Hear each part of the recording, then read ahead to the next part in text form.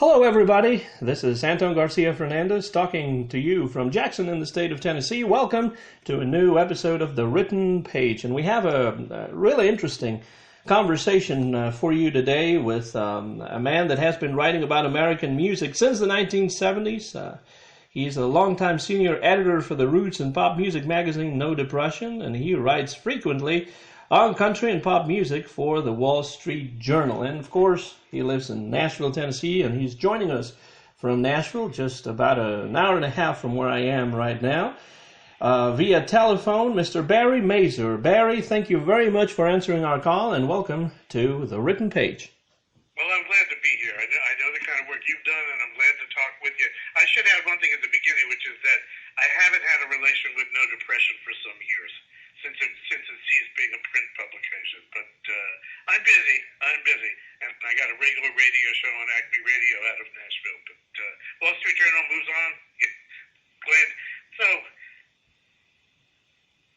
Jimmie Rodgers, eh? Yeah, absolutely. And the interesting thing, is I wanted to mention your radio show because of the pandemic. It's on a hiatus right now, but it's a radio show that I like listening to, and I would like for you to tell us briefly when it gets back on the air, how we can listen to it. Well, you can hear it now because there's 191 hours of it on the archive out of acmeradiolive.com, or if you look up my name, Barry Mazor, M-A-Z-O-R, on Facebook, there's a link.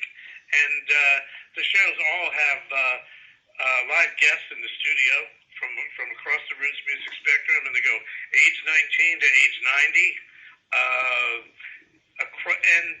We play from the records we talk, and I have a historical segment every week where we follow some song across 40, 60, 80, 100 years of people doing different turns on them. We call that Play It Forward. Anyway, it's been great fun to do, and I'm missing it, but for the time being, I'm doing more talk to you than I have to anybody else for weeks.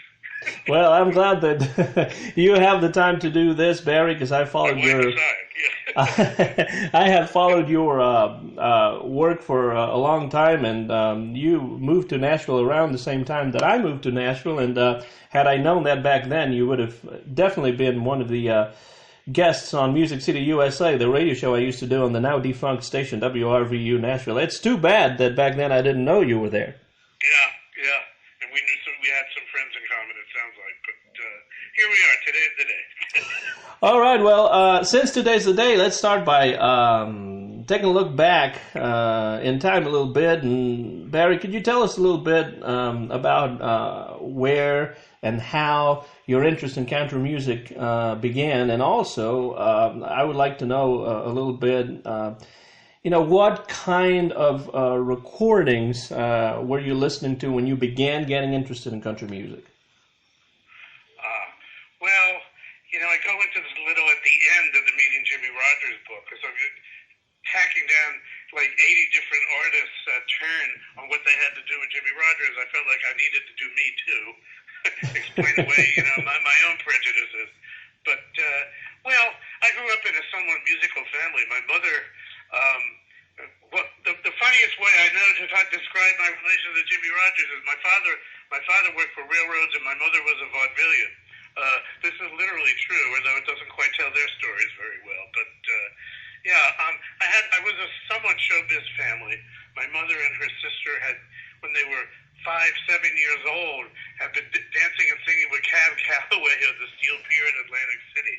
By the time I came along as a kid, my aunt was running a performing arts school in Pennsylvania, where I grew up, and that was they were jazz musicians, actors, top dancers, and it was the early '60s, and when a lot of these sort of beatnik types weren't doing the art they supposedly did on the side, there was like guitars involved, and so there was a bunch of barefoot kids singing what were folk songs at the time, and by the time I was 11 or 12, I discovered that while I grew up among sort of Broadway and jazz types, I like the simpler stuff.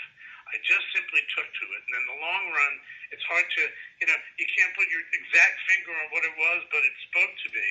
And I very rapidly move from what was sort of the commercial folk of the early 60s to a serious interest by the time I was, 16 years old into, well, who was this Hank Williams? Who was this Bob Wills?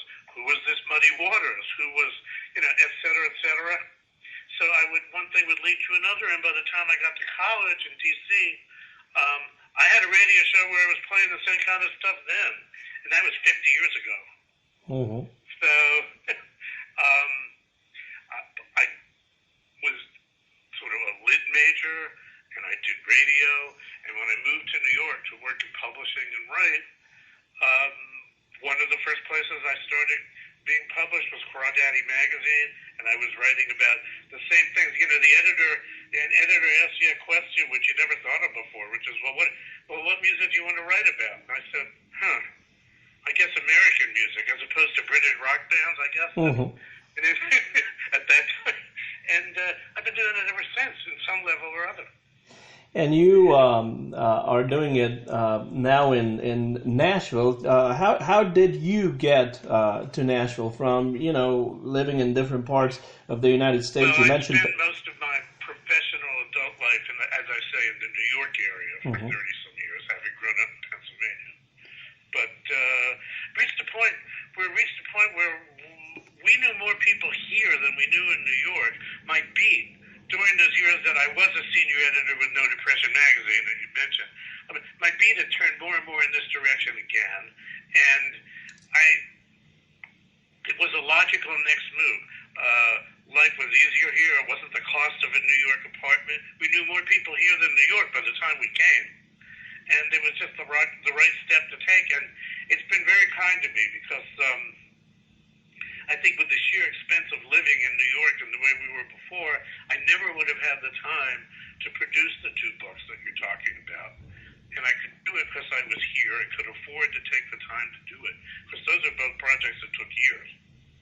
The two books that you're talking about are a book about Jimmie Rodgers called Meeting Jimmie Rodgers, and also a book about Ralph Peer called Ralph Peer and the Making of Popular Roots Music. I've read both books, and that really is, these two books are really the reason why we're talking right now. And so I'm wondering, Barry, how did this project about writing a book about Jimmie Rodgers, how did that come about? There had been other books about Jimmie Rodgers written before, including one written by his own wife and widow. Well, the basic,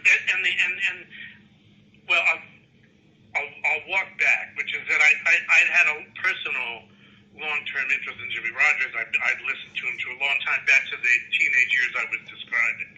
But, frankly, the truth of it was, I got a call from Paul Bresnick, who would become my literary agent. He was looking for somebody who would do a modern book, as he put it, on Jimmie Rodgers. Something that Greil Marcus had been talking to him about. Why doesn't somebody do that? And of course, Nolan Porterfield has the standard biography of Jimmie Rodgers. Mm-hmm. It's the book to read for his life to this day. But he called me, and the reason I was called, I think, was because of one of the pieces that I had done in No Depression, which was like a 10,000-word epic on Gene Austin, called The Father of Southern Pop. And Jimmie Rodgers comes into there in connection with Austin, and it was noticed that I was comfortable with that period. So and how it relates to this one. So that's why I got the call. And, I'm a freelance writer, and someone says, a major agent says to you, would you like to do a book on Jimmie Rodgers? And say, yes. Say, sure I would. And I gave myself 24 hours to figure out what I meant by that. And it was clear to me that there was not so much new material on Jimmie's life available to me or most anybody else at that point. Later I would get some, but at that point, no. That another biography didn't seem the way to get at that modern turn. And the idea occurred to me that I could do something unique, which is that the way people have written about 500 years of understanding and the evolution of the understanding of, say, Leonardo da Vinci, or thousands of years of somebody from biblical times, how they're taken, that this had not been done in pop music. We had pop music in most cases, around long enough to do it. And then it occurred to me with Jimmie Rodgers for 80 years, and I knew there were so many people who referred to him as somebody that mattered to them, and they might perform his music. That I said, what about that? So that's what I was going to do: the life story of Jimmie Rodgers' music rather than the man. Well, I think that's a great idea because so many times, with country singers and, pop singers, I'm also a big classic pop fan, Bing Crosby and Frank Sinatra and that kind of thing. We tend to talk too much about their life experiences and we forget the music, which is really the reason why we are interested in these people, at least in my case. So, for example, I would... There's no other reason if people hadn't heard Bing Crosby records. Now, there's great bias on him now, but nobody would have read him if he hadn't moved them first. Yeah. Absolutely. The Gary Giddens two-part biography that is still awaiting a third part. But I mean, I don't think Gary would have gone into what's going to be, I think, a 3-volume, thousands of pages on him, or Peter Granick on Elvis, if first they hadn't been utterly intrigued with the subject.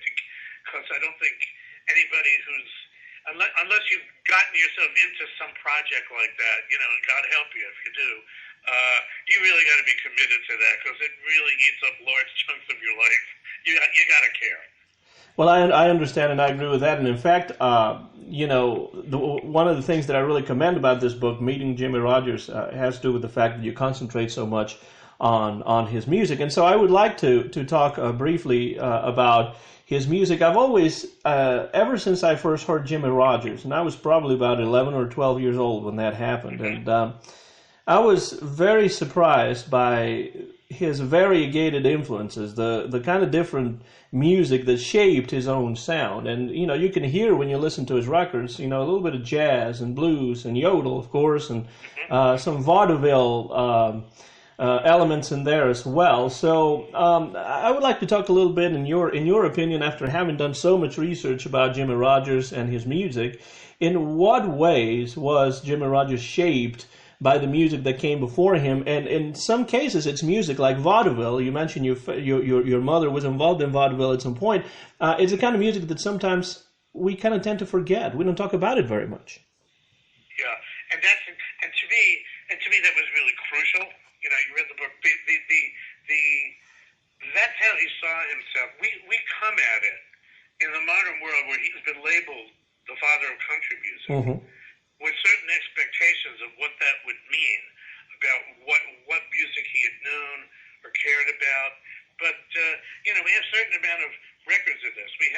There's ways to look at it, which is that in his music, where did these verses come from? What did they reflect knowledge of? We have. You mentioned his wife's book on Jimmie, and that's one of the places where she talks about his discussion of matters like that directly. And we know he had a large record collection. We know that before he was signed to record, and anybody much ever heard of him, his musical preferences for performance were very much sort of Southern vaudeville. I mean, this was a guy who was singing Won't You Come Home, Bill Bailey, and The Man on the Flying Trapeze, and or his eventual buddy Gene Austin's Why do you treat me like you do? That was the kind of thing you would have heard him doing. Now, he had the blue yodels very early also, and it's very clear that he came out of vaudeville as it existed post-World War I, which meant that when people say he had these blues influences, well, he most certainly did, but it doesn't mean he was hanging out. He was learning it from sort of Delta Plantation acoustic folk singers. No, it meant that the world that he knew and the records that he had, and in fact artists that he would get to know and cross paths with, were more often the vaudeville blues stars of Bessie Smith, Mamie Smith, Trixie Smith, all the Smiths, Papa Charlie Jackson, who was, and I think you can find direct references to their music in his songs, and that was the idea of who you were. The categories that we came to know were getting established commercially during his lifetime. You know, the mass market for roots music, for popular music in general, was a relatively new thing on record, and really getting defined during the time he was around, short of those 5.5 years of recording for him were.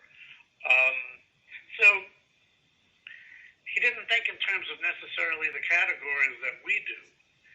And when he got discovered by Ralph Peer and recorded by RCA Victor, they didn't stick him in their niche, you know, developing country music line. They had him. I have an ad that I have that they placed in the trades at the time called Victor Talent. It's a big take the popular music field, and there's Jimmie Rodgers listed in their ad to the business, along with Fanny Brice, Gene Austin, Helen Kane, the Boop Boop a Duke girl. This is Fred Waring. That's how they were talking about him. The headliners all, entertainers with a tremendous personal following. And when they get to Jimmie, it says, Jimmie can pack him in with his guitar and down south yodel anytime. So what does that say? That he's a down south yodeling pop musician. And I think that's interesting in many ways because back then in the 19-teens and 20s and 30s, the differences between the different genres as we know them now were much more diffused, weren't they? Yeah, and if anything, I mean, Karen Rodgers makes a point that he said, and in terms of the early hillbilly music recorded before he came along, 23 to 27, basically, not counting like old songs sung by New York studio musicians, but from the time really Ralph Peer and others started recording hillbilly music in 23 in Atlanta, so there was about 4 or 5 years worth before him. He was really explicit that he didn't much care for that, and it's not reflected in the music he makes really at all, because they were very set old school string band styles, and the style of singing, which was either making the story very, very clear or just singing to the rhythm of what your instrument was. They did not sing like he did, which was a modern singer that was, his personality would come through. And he was, partly this was the timing. You referred to, you know, the pop singers of that time. He was in some ways a crooner like they were, which meant that he was singing for microphones, not for shouting across a room. Yeah, that would be, he in many ways, he is much more, I would say, closer to, you know, the Bing Crosbys, the Gene Austins, the, you know, Art Gillens, Whispering Jack Smiths than he is to Al Jolson. Oh, yeah, well, I mean, there's a lot of truth to that, and I could find your parallels to Jolson, too. I'm not comparing him to Jolson. I'm saying compared to Ernest Stoneman. Yeah, I mean, compared to hillbilly singers before him, you know, Grayson and Witter, you know. So, I mean, he has some things in common. I've often done a thing where I show a clip from the jazz singer next to a clip from Jimmie, the film, The Singing Brakeman, the short that they did with Jimmie, and you can watch Al do a bird whistle, and Jimmie does a train whistle, and Al says to the crowd, "Wait, hold on, they heard nothing yet," and Jimmie turns to the audience he's talking to and says, "Wait, do you like this one?"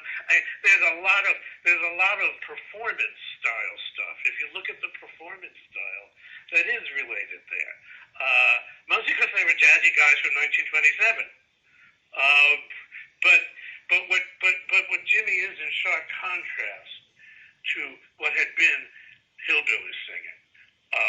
It was very crucial because we get to his relation with Peer, what Ralph Peer was looking for, and he was perfectly, you know, like the perfect example.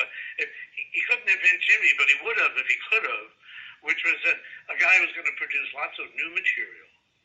That new material on the records is going to seem to relate to him personally, because you are now going to, when you bought a record home, you're going to bring the performer home, the personality, his whole story attached to it, and what that seems to mean. Not just the song, not just a song that anybody could relate. It's like the way he does it.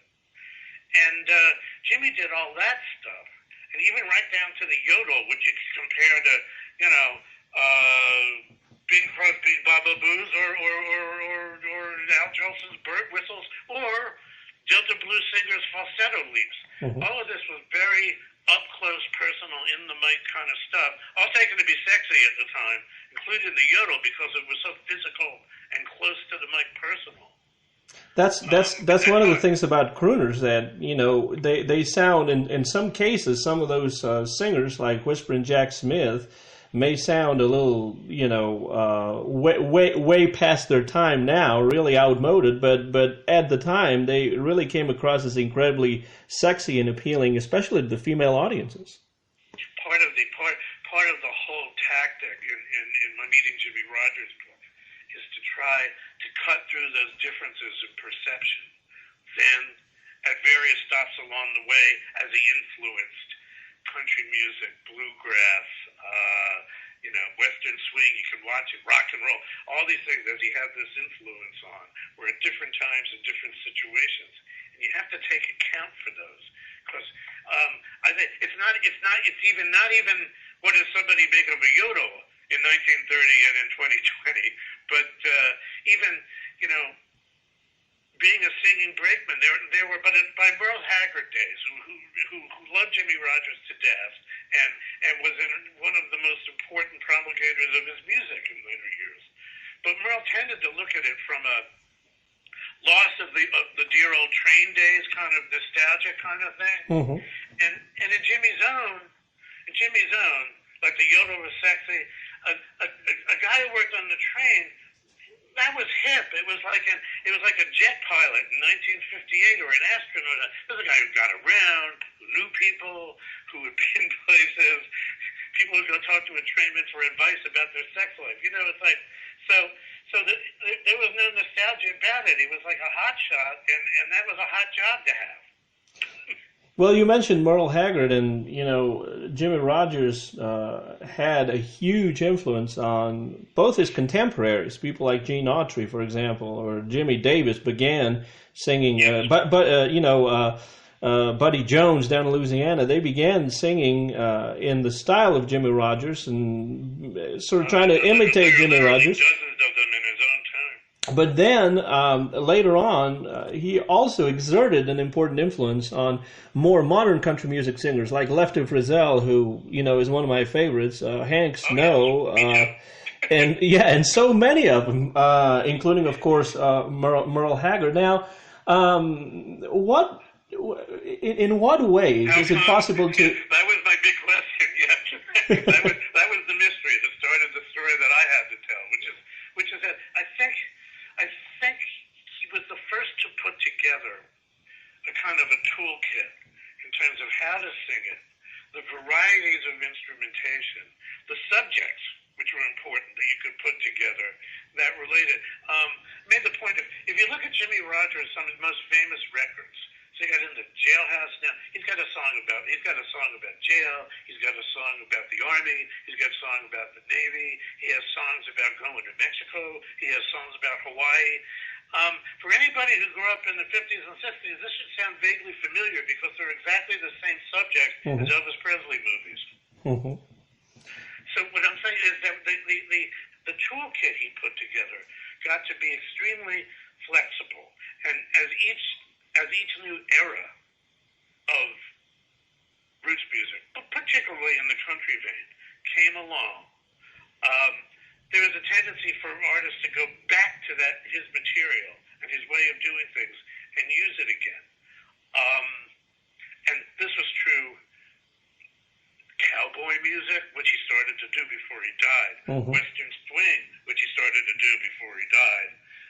But this would also be true of, Bill Monroe wants to make use of Mule Skinner blues. And you can carry this forward all the way through. There was a great Jimmie Rodgers revival in the 50s, so that, the biggest record Webb Pierce ever had was a redo of In the Jailhouse Now. Absolutely. So it turned out to be useful again and again. And it was useful in multiple genres. And if you wanted to kind of cross between things or touch backwards and move forwards, that's kind of what his music was about. And we never stop wanting to touch backwards and move forwards if we're in roots music. Absolutely. And, one of the things about Jimmie Rodgers' style is that I think it is highly listenable, even now, almost 100 years after he began recording. And, you know, you cannot say that about every musician or singer back then. You can say it about several, but definitely in the case of Jimmie Rodgers, I think his music is as important and as meaningful today as it was 100 years ago. I couldn't agree more. And one of the telling evidences of that is by, you know, where it doesn't show up. There was, in the earliest days of the folk revivals, Doc Watson was also a great Jimmie Rodgers, his way. And the Newport, when he was still just getting to be known, and when he would go to Newport, they would tell him you can't, the Jimmie Rodgers stuff was off the reservation, too commercial, too country, too slick, too 14-6. So, you know, he would wind up recording dozens of Jimmie Rodgers songs in the 70s, but in the 60s they would try to stop him. They would tell him not to do that. A lot of people had that experience. The best example I know is a whole lot of people are familiar with Harry Smith's anthology of American folk music as a kind of touchstone to old music. Well, all those old styles that market we call the old weird America, Jimmie Rodgers is not in there. There's other people doing it, but they don't put him in there because the idea that it tried to suggest, the anthology itself in the 50s, and the kind of return to it when Marcus and others started talking about it again, was that it connected to this place that's removed and strange to us and sang in ways that we don't understand. Well, Jimmie Rodgers wasn't doing any of those things. Jimmie Rodgers walked into the modern era, and you don't hear him as somebody from God knows where singing about God knows what. How can you explain? It's not weird. It is weird, and it makes me think. You know, when you think, for example, you know, that Jimmie Rodgers came from that vaudeville tradition of, you know, people that we mentioned before. He probably even had a more personal connection with Emmett Miller. I wonder, you know, how could we explain the modernity of Jimmie Rodgers between 1927 and 1933, doing things that other people were not doing exactly the same way that he was doing them? Well, one thing is that again, if you're looking for artists, performers who were culturally cut off from the mainstreams of American popular culture and music, then you're going to find people who sound different. But if you're going to find people, I mean, we're not talking about 1492. We're talking about 1930, for God's sake. You know, this is like, and there's a tendency in the folk world and folklorists and historians to want to find this disconnect and this, you know, make things more remote than they were. For years, blues scholars would always be trying to find, you know, these artists were they were isolated and strange. You know, that's why Leadbelly would try to sing a Jimmie Rodgers song, and he was prevented from recording them because that wasn't, you know, that clearly this is what some black guy from a Texas prison would be singing. Sorry, excuse me. It was there, and when by the way, African American folklorists looked at what were people listening to in the Delta, jukeboxes in the Delta had the same records as anywhere else. So that you can pretty much count on the fact that if anybody got anywhere near a jukebox, there was some Glenn Miller record on there. So it's just we live in a modern age where the communication was already great, and radio was there, and records were everywhere, and there were more records sold nationally in the U.S. in 1919 than hundreds of million or something. Didn't pass that number till after World War II. So people were not that disconnected. And for the most part, they weren't that stuck on 19th century sitting on the porch styles. Well, related to what you're talking about, Barry, I think that one of the things that has always been very interesting to me is when you think of the United States in the 1920s and the 1930s, you know, being such a racially segregated country, that was absolutely true socially and economically. I'm not saying it isn't anymore, but it was definitely back then.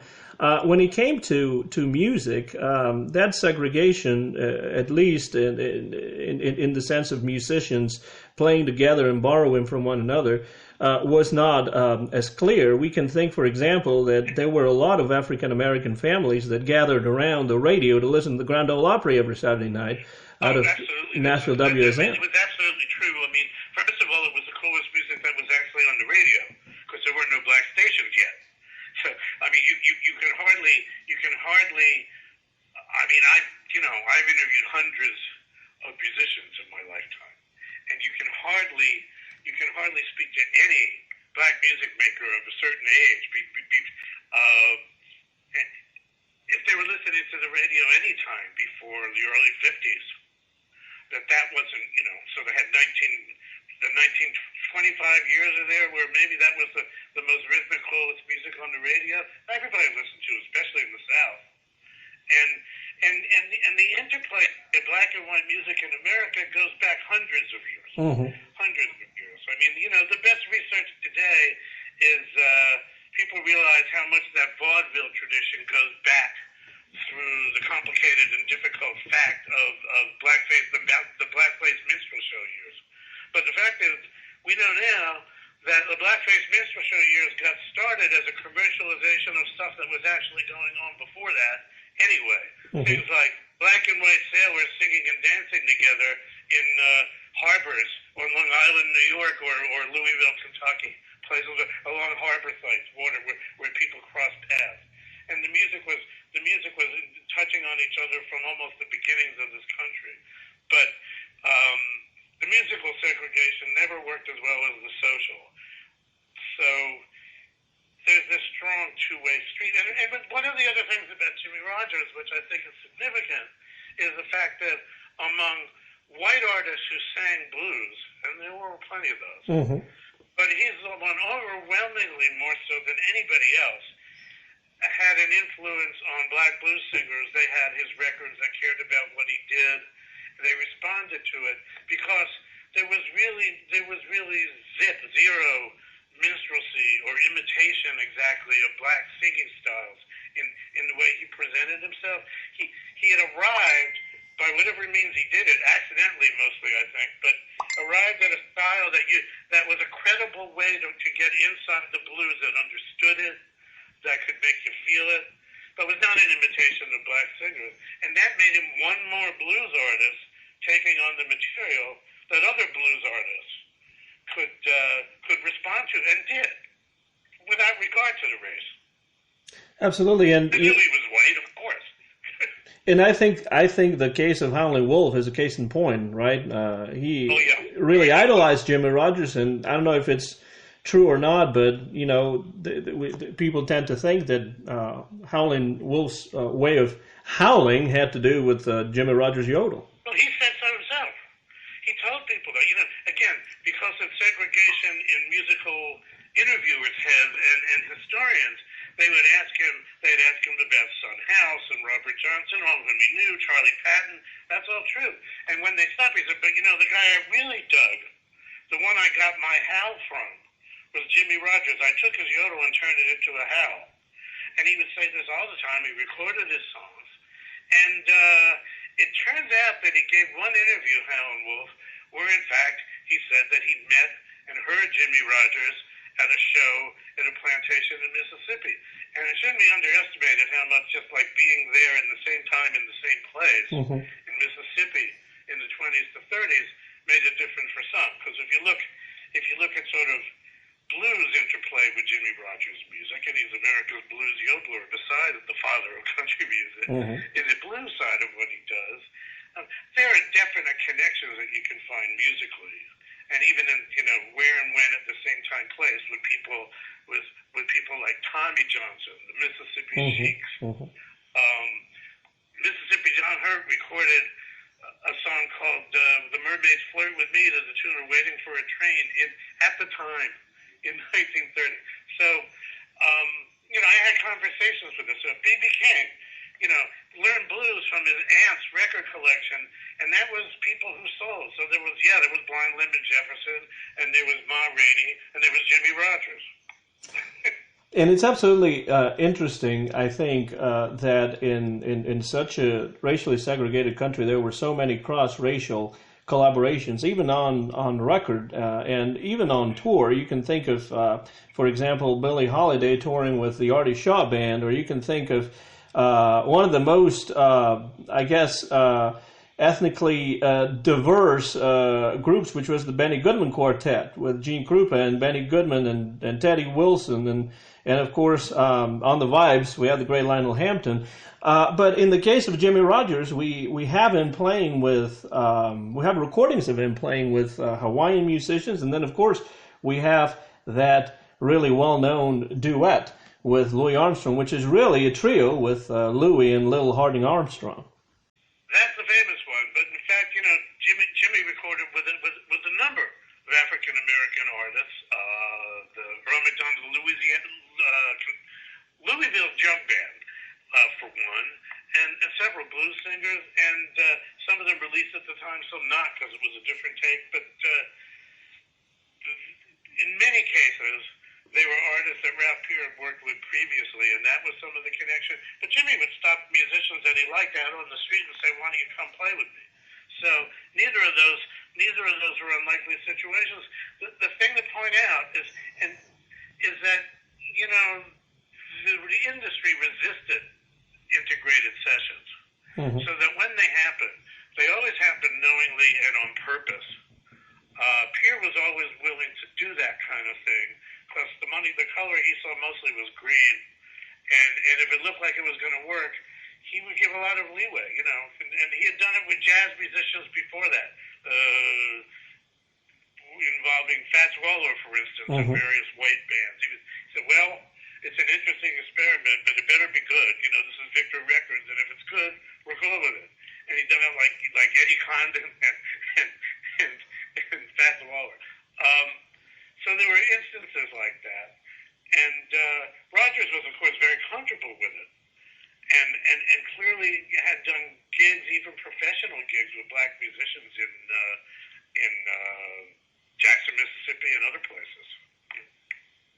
It's really wonderful to have those, and in particular, the one with Louis Armstrong. It's and that was purely that actually got reached out to from Louis' side. Peer had been very central to the establishment of Louis Armstrong's solo career. He had greenlighted the Hot Fives and Hot Seven sessions back at OK Records, and had a close, not a terribly personally close, but long-lasting professional relationship there, and with Lil Hardin Armstrong also. And it happened that he had Jimmie Rodgers in Hollywood for a long series of very varied sessions. Around the same time, Louis was there and was being, by that point, promoted as, the greatest trumpeter in the world, and he was a star. And he was also moving towards pop music himself with big-time pop records. And the idea for the session came up. And they were aware of each other and knew each other apparently before that. And there it went. And the tune that they played, which we know is Standing on the Corner of Blue Yodel No. 9, has a history of its own. Some of the verses there Louis had done with other people in the jazz idiom before that. Some of them were pieces of song ideas that Jimmie had done.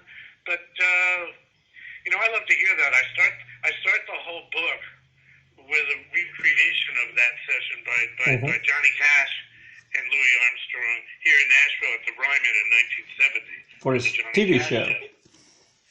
Yeah, and I was privileged to listen to unreleased and probably never will be released backstage rehearsal of Johnny Cash and Louis Armstrong working up that number.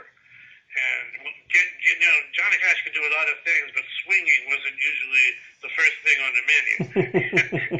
And Louis works them up into that kind of rhythm, and it works. And you can hear Louis talking about it, and he says, Jimmie came in here, and this is how we did it, and this kind of thing. And this would have been shocking to a lot of jazz buzz, because their feeling was, well, Louis wouldn't even remember that playing with that country musician and all, that hillbilly. But in fact, he knew it well enough to be coaching coaching Johnny Cash on how to do it. Well, absolutely, and if you cannot swing with Louis Armstrong, I don't think you can swing with anybody. I mean, it's well, some people can't. Now, you mentioned Ralph Peer quite a bit, and your other book, besides Meeting Jimmie Rodgers, was published in, if I'm not mistaken, 2014. 2015, I think. Well, it was like the very end of the year, so yes. And it's titled Ralph Peer and the Making of Popular Roots Music, and it's another highly recommendable book. I've, of course, read it as well, and I think it's fantastic. And we've mentioned Ralph Peer several times, and so I would like to talk about him a little bit. In what ways did Peer help Jimmie Rodgers become the star that he was in his lifetime? And then also, in what ways did he help early country music become more commercially viable? Because we're talking about a time when country music was looked down upon by several sections of the population, but Ralph Peer had a vision for it. Yeah, it's, and they had a unique relation, which I guess the one book led to the second, because I mean, literally, people from Peer Music, from Ralph Peer's family, after having seen the Jimmie Rodgers book, said, hey, we have all of Ralph Peer's papers and diaries and correspondence and royalty checks and all of this. And would you be interested in taking all that and doing a biography? And nobody interested in American music or others, Latin music too in particular, in their right mind would have turned that one down. So I went on another ride. And the relationship of Rodgers to Peer, I mean, Jimmie Rodgers may not have had that career at all if he hadn't heard there were these sessions going on in Bristol, and shown up, and Ralph Peer said yes. And Jimmie wasn't quite ready for the record business even, but Peer saw something there, because generally speaking, he demanded fresh new songs that could be copyrighted, that could be yours, and could be identified with you to further your career and to make money. And Jimmie, like most blues singers, Jimmie hadn't thought in terms of songs with beginning, middles, and ends. You just took verses, you threw them together, you riffed. Mm-hmm. And he wasn't used to doing that. He'd been turned down for a recording contract once before.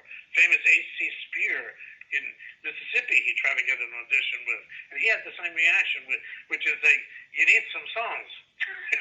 And so he did Peer recorded a couple of ones that he had with him. And then Jimmie was excited. Jimmie came back. It was Jimmie Rodgers' personality. Showed up in New York City and said, "I'm ready for my next session, Mr. Peer." Well, Peer loved the sheer call of that, because it wasn't at all clear he was necessarily going to do that. And that next session included "Tea for Texas," which would become the first Blue Yodel, which would become one of the biggest sellers of the era.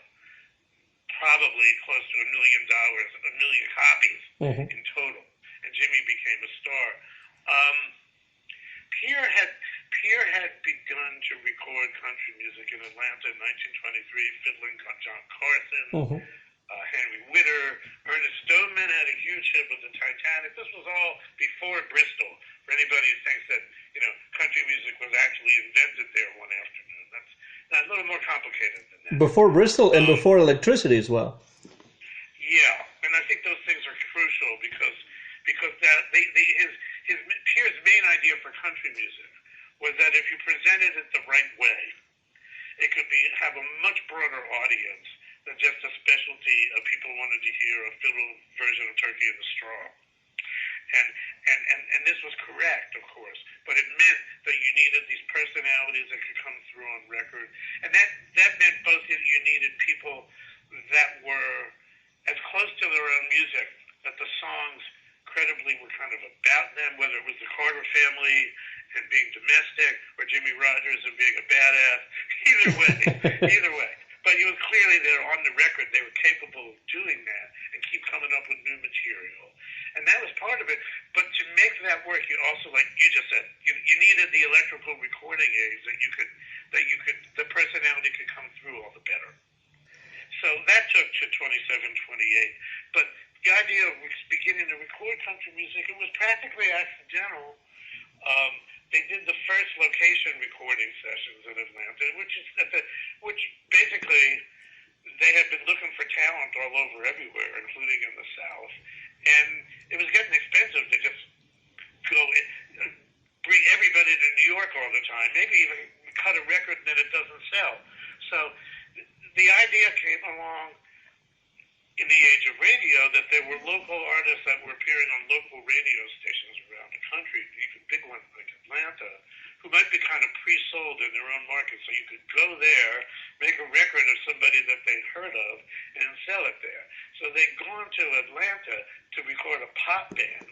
And this was period OK Records, before we got to RCA. A pop band and a couple more blues singers, because he's already been doing blues since 1920 or so. And while they were there, this was the first kind of planned, worked up location session like that. And you think of something else too, and they weren't that excited with what they were turning out. And Pope Brockman, the guy who worked with him there, said, there's this guy that's been on the radio here. That maybe that'll work. And it was Fiddler John Carson who sang, which was important, not just played fiddle, had these old songs. And, it was really kind of a what the heck, no, we'll try it. They didn't expect much. They cut a short run of the records, and it went crazy. It sold like crazy. They printed thousands more, and they brought Fiddlin' John to New York to record him. And that was and within a few months, there were other artists along the same lines, like Henry Witter recorded, and there was a kind of a birth announcement for country music, which didn't have a name yet. And by the way, it wasn't called Hillbilly almost anywhere, not officially anyway. But they didn't know what to call it. Old-time Southern tunes, old familiar favorites, mountain.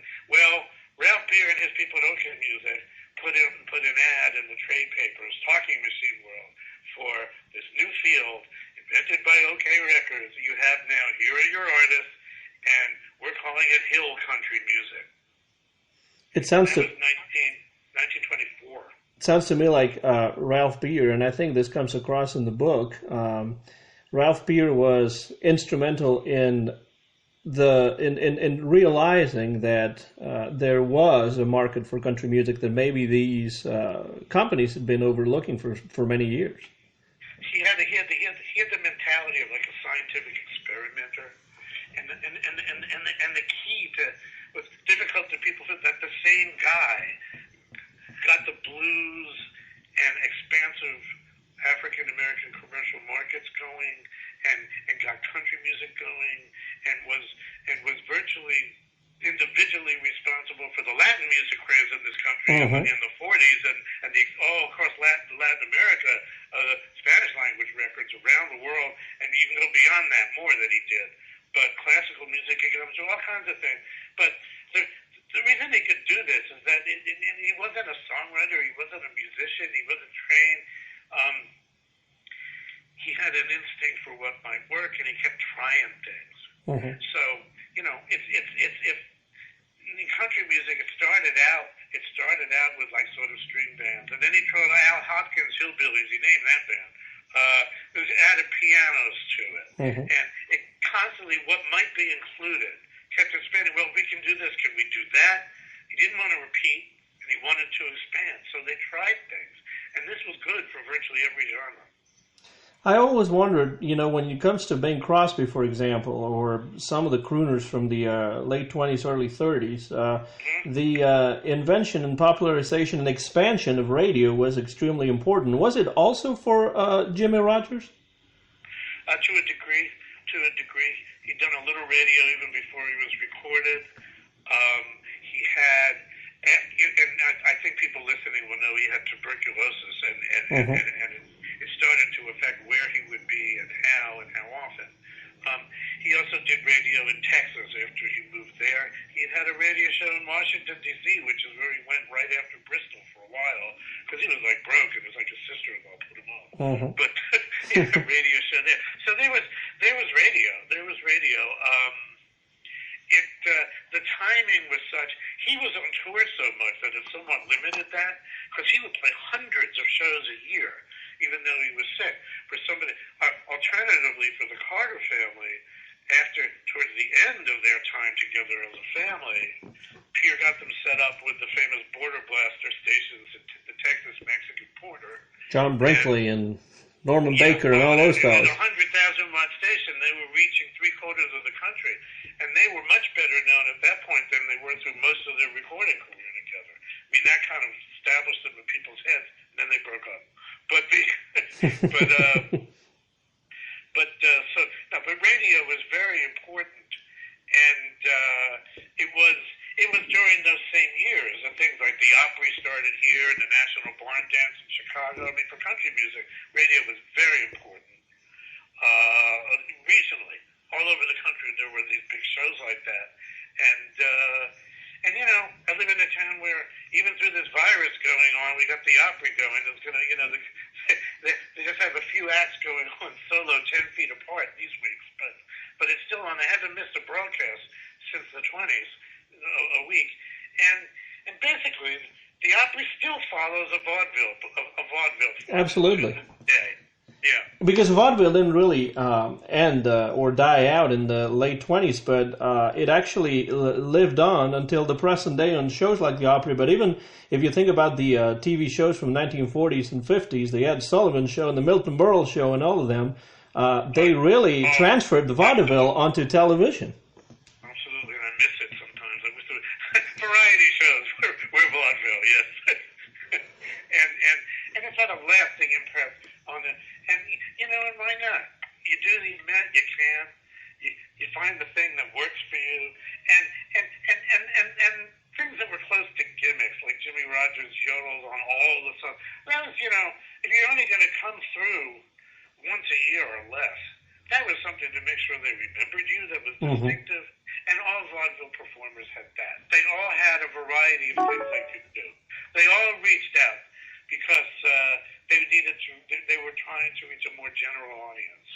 And in that reaching to a more general audience is the basis of what became popular music in a lot of ways.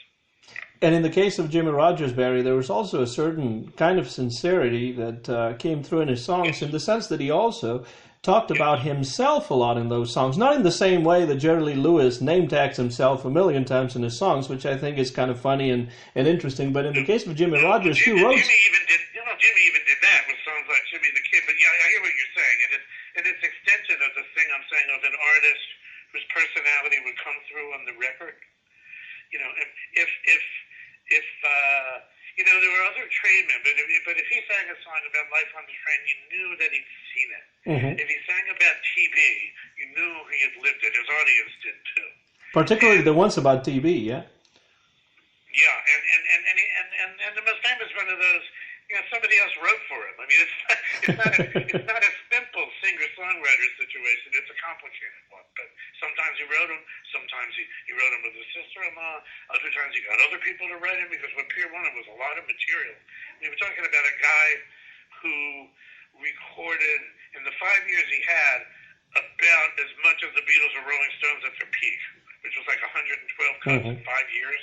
You can divide that into albums that did not exist then and figure it out. It was about the same 3 albums a year that they would do under contract right through the 60s. But people, part of it was when you saw him live, he would talk to you. There was patter. He would set up the songs. He would connect them to himself and to you, all of which were a certain kind of skills. And so people related to him. I mean, you know, in Meridian, Mississippi, where there's a monument to him, it's not on his grave, but on the famous monument with Jimmy giving the famous brakeman's thumbs up signal. It said, you know, somebody wrote on it in 1953 when they put that up, which is that, you know, which was on behalf of the audience. If we listened, we understood. And it was a two-way street. He knew them, they knew him. When I call him, you know, America's original roots music hero, he came up from them, the accents and the life experiences and singing about Lord, all that stuff was still on the records. He didn't get rid of them, which somebody like Gene Austin, also Southern, also poor, got rid of as fast as he could. Jimmy kept that all there. He kept that all there, so he was one of us, made good. And they loved, like they would with Elvis years later, to know about the Cadillacs and the mansion and all of this stuff, which he had first, because he was one of us, and he never made his original audience a them. And when you hear him sing, it was always us. When you hear him sing songs like "Home Call," for example, when he talks about in the evenings just Carrie, Anita, and me, you really that gives you a window into his actual real home life, which by that time, didn't have too many years to go before he actually passed away. In the case of that song, his sister-in-law, his wife's sister, Elsie McWilliams, who was the first really successful female songwriter in the field, and had a hand in about 40 of his songs, by the way. They'd been having a conversation, like at dinner or something. He was with them. And she heard him say most of those things. She went in the other room and she wrote most of that lyric. But it was directly out of comments he'd been making. And she wrote the song and he recorded it. Here's another one for you. And it was him. It was him. Well, Barry, I really wouldn't want to take up too much of your time. It's been really a pleasure talking to you, and I can tell you, if we really had the time, I would keep talking to you for 2, 3, 4 hours because, this. We can do this again sometime. I'd love to, and this hour conversation or so that we've had so far doesn't quite cover even a quarter of the things I wanted to talk about. I was going to say there's a lot of other angles on Jimmie Rodgers' story and Ralph Peer's story and on the story of the making of this music. So I hope you and I can do it again sometime. Absolutely. Barry, are you working on any other projects right now, other than, of course, your radio show that will hopefully be back on the air soon? I continue to be a reviewer for the Wall Street Journal. I tell you the truth, what I'm working on right now is I did a book for a Bear family set on Connie Smith a few years ago. Oh yeah, I have that. And Connie's been here in the house for about 12 hours worth of new interviews, and I am working on another Bear family book, which is for Columbia Records years through the 70s, and that's what I'm working on right now since I've discovered I have this time on my hands. Yeah. Well, we look forward to that, and Connie Smith was one of the many singers that. For whatever reason, I wasn't able to interview on my radio show in Nashville back in the mid-2000s when I was on Music City USA. But, she's another one that I've always admired, and I even got to see her live many times. She's great to talk to and to take the deep dive with. So that'll be the next thing out with my name on it. Will be that. When we get there, Lord knows under current circumstances between me and where she is and getting the book edited and finished and Bear family in Germany deciding it's time to put this out. All schedules are up in flux now, but I'm working on it. Yeah. Well, while we're confined at home, everybody out there listening should check out these 2 books by Barry Mazor, one called Meeting Jimmie Rodgers, How America's Original Roots Music Hero Changed the Pop Sounds of a Century, released by Oxford University Press, and then Ralph Peer and the Making of Popular Roots Music from the year 2014, Chicago Review Press. Wonderful books, both of them, and the excuse that we needed, not that we really needed one, but the excuse that we had to have as a guest, Mr. Barry Mazor on the written page today. It's been a pleasure to be here, and if for some reason people haven't had enough of me, there's 191 hours of me on the Acme Radio Live Roots Now archive online. Let's remind everybody of the URL for that, the internet. Acme. If you go to acmeradiolive.com, it'll take you to the station. Then you have the different shows. It's Roots Now, and all of the programs have links for archives. You can see which artist it was and when, and have a good time with it. That'll keep you busy. I definitely will do that. Thank you very much, Barry Mazor. It's been a pleasure to have you on the show, the written page today. Take very good care of yourself, and we'll look forward to hearing from you again soon. You too, Anton. Bye now. This has been a new episode of the podcast, The Written Page. Our guest this time around was Nashville-based music critic and freelance writer Barry Mazor. Please check out his books on Jimmie Rodgers and Ralph Peer, as well as his radio show on Acme Radio. This is Anton Garcia Fernandez saying goodbye. Thank you very much for listening. Mine is the copyright of this podcast, which was recorded in Jackson, in the state of Tennessee, in the United States of America, in April of 2020. Thanks again for listening, and we'll see you again here on the YouTube channel Anton GF. Thanks again, and so long, everybody.